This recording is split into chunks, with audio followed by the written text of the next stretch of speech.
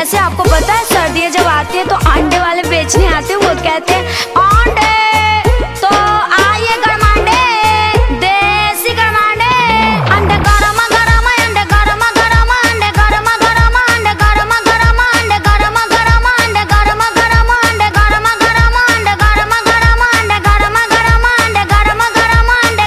अरे जानते हैं देवर जी, अंडा वाला एक को चीज को बार बार कहता है अंडे गरमा गरमा, अंडे गरमा गरमा, अंडे गरमा गरमा, अंडे गरमा गरमा, अंडे गरमा गरमा, अंडे गरमा गरमा, अंडे गरमा गरमा, अंडे गरमा अंडे।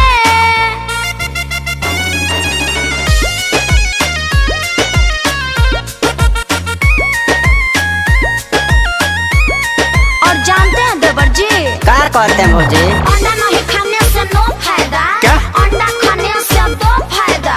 क्या क्या क्या? अंडा जो डेली डेली खाओगे खाओगे, पतरा से मोट तुम हो जाओगे। ओके। अरे ठंडी से तुम देवर जी बच जाओगे। हाँ भाभी जी, बड़ा गरम होता है। हाँ देवर जी, बाकी सुनिए, सुनाइए ना। अंडे गरमा गरमा, अंडे गरमा गरमा, अंडे गरमा गरमा, अंडे गरमा गरमा, अंडे गरमा गरमा, अंडे गरमा गरमा, अंडे गरमा गरमा, अंडे गरमा गरमा, अंडे गरमा गरमा, अंडे गरमा गरमा, अंडे गरमा गरमा, अंडे गरमा अंडे।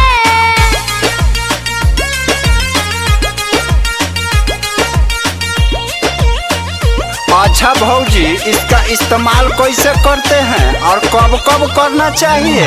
गोल गोल अंडा लेके आइए, आए? गिलासिया में डाल के हिलाइए, कौची से? चम्मच से चम्मच से चम्मच से। अरे तबे पे उसको गिराइए, आए? ऑमलेट बना के खाइए। कैसे? धीरे धीरे धीरे धीरे धीरे धीरे।